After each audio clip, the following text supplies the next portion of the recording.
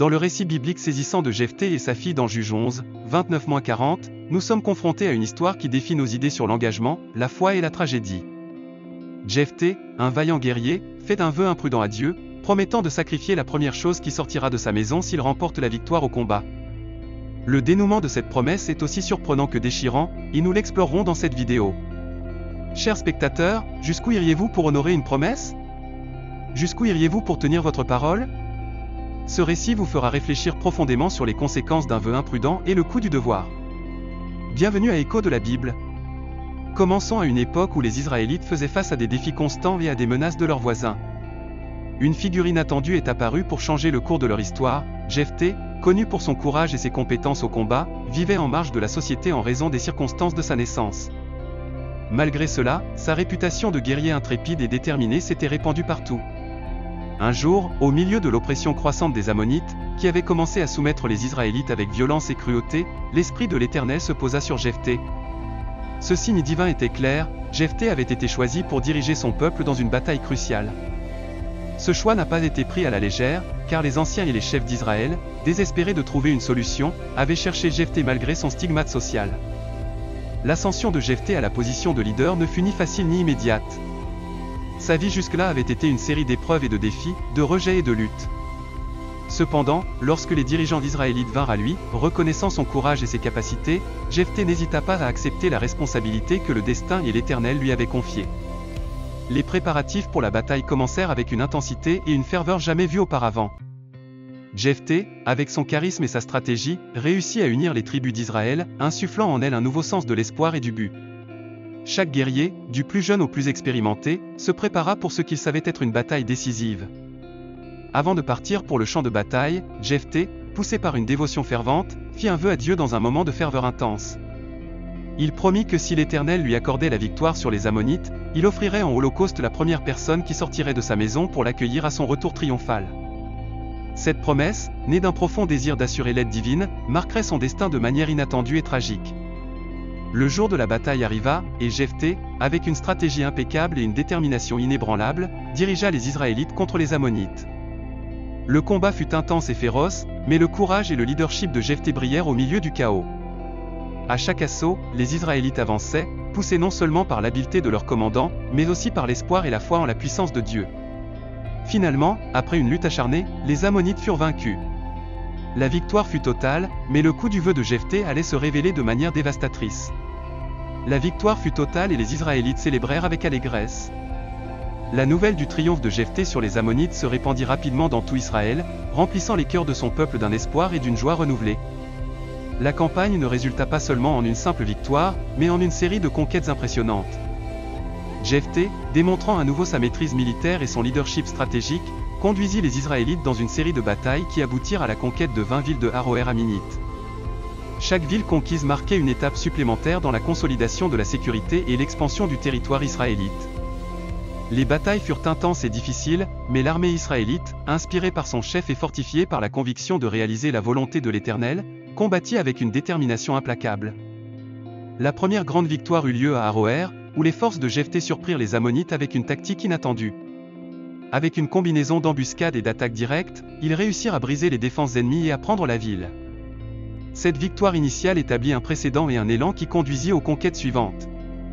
De Aroër, Jephthé mena ses troupes vers Minite, traversant les terres ammonites et affrontant diverses garnisons.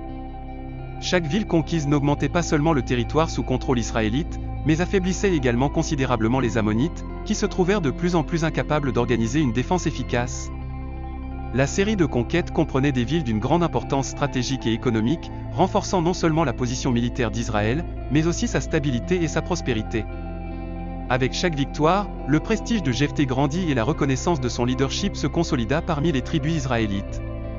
Cependant, tandis que les célébrations et les remerciements résonnaient dans chaque ville libérée, le cœur de Jephthé était pris dans un profond conflit intérieur. La promesse qu'il avait faite à l'Éternel, cette promesse précipitée qui pesait maintenant sur lui comme une ombre sombre, restait présente dans son esprit. La joie de la victoire se mêlait à l'angoisse du sacrifice qu'il savait devoir affronter à son retour chez lui. Ainsi, tandis que le peuple d'Israël célébrait sa libération et les victoires remportées par Jephthé, le vaillant guerrier se préparait à tenir la promesse faite à l'Éternel, une promesse qui changerait sa vie pour toujours et mettrait à l'épreuve sa foi et son humanité d'une manière qu'il n'avait jamais imaginée.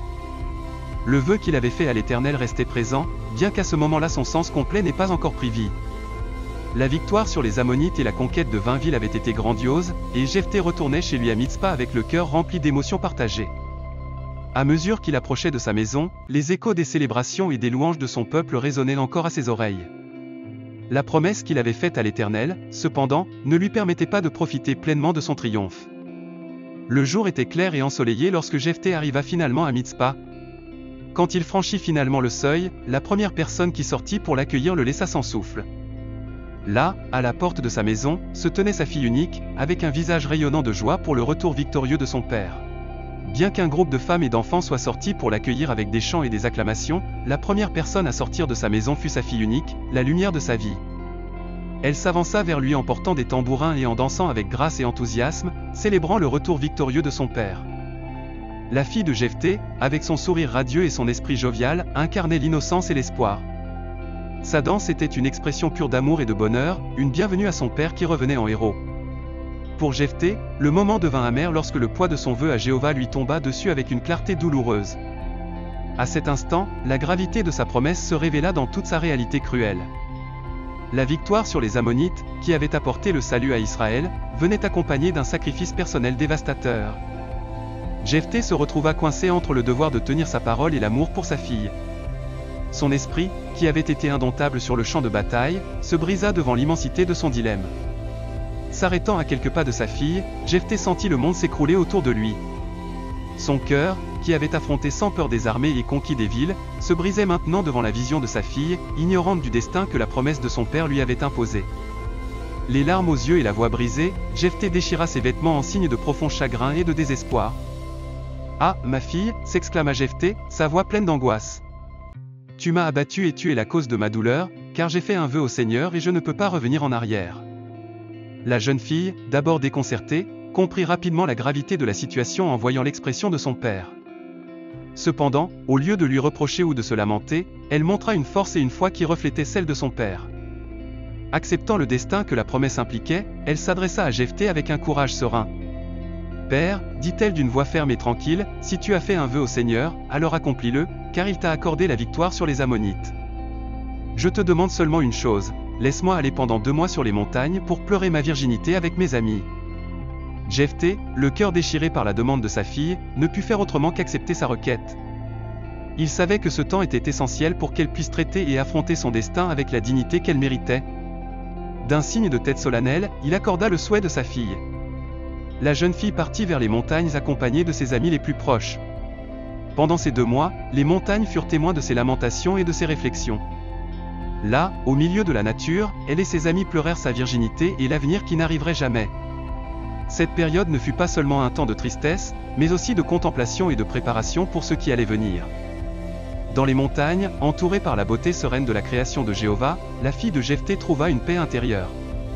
Chaque jour, tandis que le soleil se levait et se couchait, elle et ses amis chantaient des chansons de lamentation et d'espoir, transformant leur douleur en un hommage à la vie qu'elle avait menée et à la foi qui soutenait son esprit. Les montagnes résonnaient de leur voix, un mélange de douleur et d'acceptation qui s'étendait dans la vallée.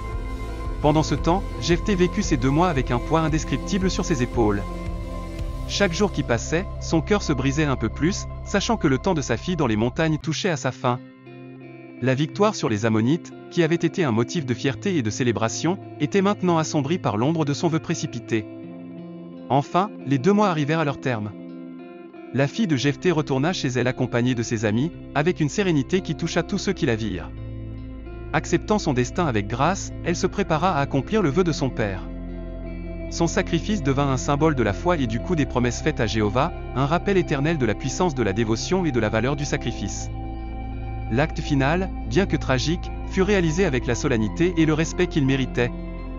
L'histoire de Jephthé et de sa fille resta gravée dans la mémoire d'Israël, une leçon éternelle sur le poids des mots et la profonde foi en Jéhovah. Le courage et le sacrifice de la fille de Jephthé devinrent un héritage inoubliable, célébré et rappelé par les générations futures. À Mitzpa, la ville de Jephthé, une tradition annuelle fut établie en mémoire de la fille du chef galadite. Chaque année, pendant 4 jours, les jeunes filles d'Israël se réunissaient pour pleurer la perte tragique de la jeune fille qui avait été sacrifiée à cause du vœu de son père. Ces jours de deuil et de commémoration devinrent un rituel pour se rappeler non seulement la vie de la fille de Jephthé, mais aussi pour réfléchir au sens et à l'importance des promesses faites à Dieu. les jeunes filles, vêtues de tuniques de deuil et jouant des instruments de musique douce, se rassemblaient à Mitzpah. Là, sous le ciel ouvert et entourées par les montagnes qui avaient été témoins des lamentations de la fille de Jephthé, elles chantaient des chants de tristesse et de mémoire. Leur voix s'élevait en un écho mélancolique, rappelant le courage et la foi de la jeune fille qui avait donné sa vie en accomplissement du vœu de son père. Avec le temps, la tradition de pleurer la fille de Jephthé, le Galadite, pendant 4 jours par an s'enracina profondément dans la culture et l'histoire d'Israël. Génération après génération, les jeunes filles se souvenaient avec respect et révérence de l'histoire de la jeune fille dont le sacrifice avait marqué un tournant dans l'histoire de son peuple. Pendant ces jours, Israël réfléchissait au coût du leadership et à l'obéissance aux paroles prononcées devant Jéhovah.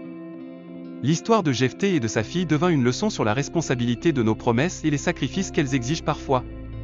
Au-delà de la tristesse, ces jours devinrent un moment pour renforcer l'unité et la foi du peuple de Dieu.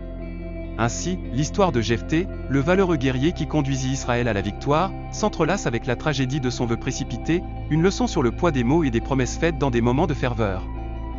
En tant que chrétiens, l'histoire de Jephthé et de sa fille nous offre plusieurs enseignements et réflexions importantes que nous pouvons appliquer à notre vie.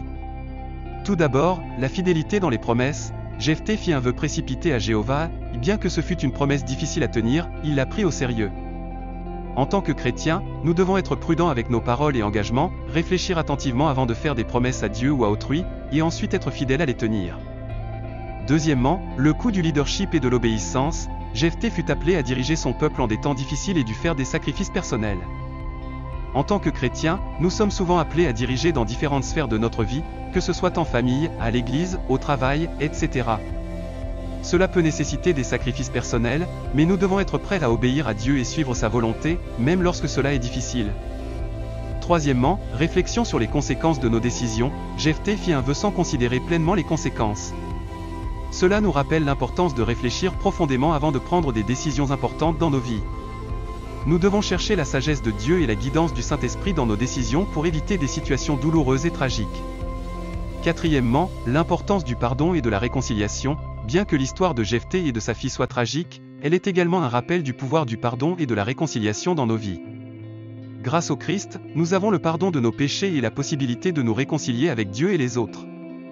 Cela nous appelle à pardonner et à chercher la réconciliation dans nos relations personnelles, même dans des circonstances difficiles.